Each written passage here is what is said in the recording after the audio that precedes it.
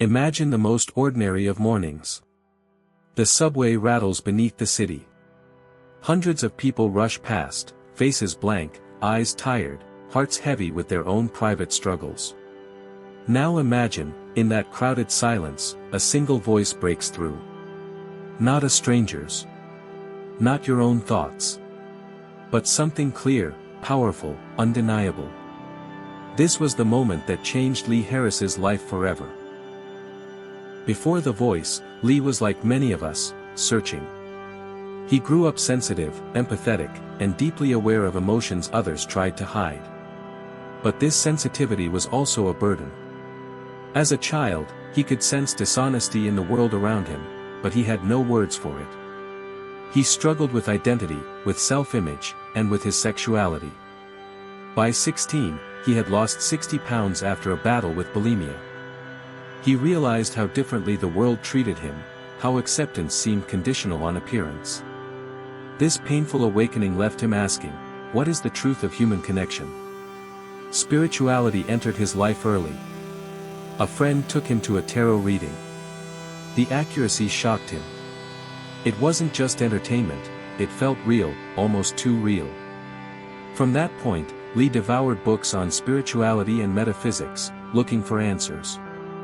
He read Shirley MacLaine's Out on a Limb. He explored shamanism. He studied intuition. But he drew a line, channeling seemed too strange, too far. Until the subway morning, when the line disappeared. Lee was 23 years old. It was a normal workday.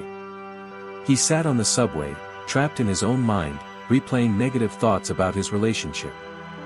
He called it his self-attack voice, the endless self-judgment that haunted him. Then, it happened. Above his head, a voice as clear as a friend spoke. That's an interesting theory, but you're wrong. And here's why.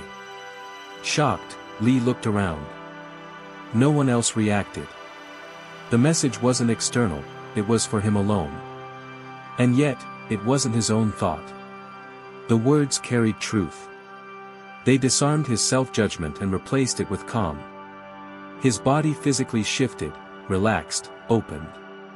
For the first time, he felt an energy not his own flow through him.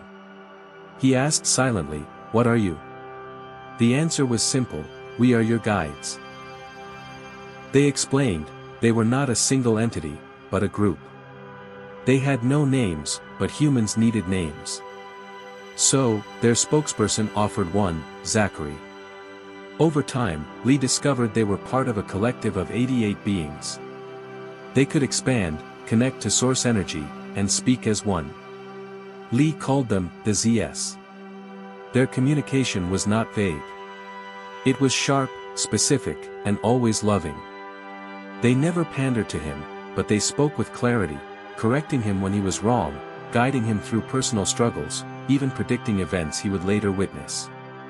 Imagine hearing a voice that tells you something about your sister, that she is grieving and cannot talk right now. Weeks later, you discover it's true.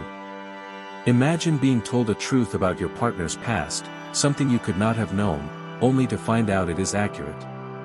For Lee, this was the evidence. The voices weren't imagination. They were something more. Channeling is often misunderstood. Some think it strange, even frightening. But Lee explains it simply, channeling is when you allow an energy, an entity, or a guide to speak through you. In truth, we all channel. Musicians channel songs that appear out of nowhere. Writers channel stories that seem to write themselves. Even moments of kindness, intuition, or flow are forms of channeling. Rick Rubin, the legendary music producer, calls artists antennas, receiving signals from the unseen. Lee's guides confirmed this, saying creativity was one of the purest doorways to spirit. The ZS emphasized love as the highest frequency. To channel is to attune to love. But not all who channel do so responsibly. Lee warned of the dangers: worship energy, manipulation, and power hunger. True channeling should never command or control, it should empower. For Lee, the message was clear: spirituality is not about escaping humanity, it's about embodying kindness. He once said, "I'd rather be stuck in an elevator with a kind, open-hearted person than with a spiritually learned one who has no compassion." Over the decades, Lee has built not only a practice, but a global community. His online events, books like The Future Human, and music all carry the same energy, the same channeling. He reminds us that guides are not reserved for the chosen few. They are available to all of us, if only we quiet the noise long enough to listen. What began as a single voice on the subway has become a lifetime of wisdom. Lee Harris's story challenges us to ask: do we all have access to guidance? Are we listening to the whispers around us? And what could change in our lives, if we did? Do you believe we all have guides? Share your thoughts in the comments. And if this story moved you, subscribe for more journeys into the extraordinary.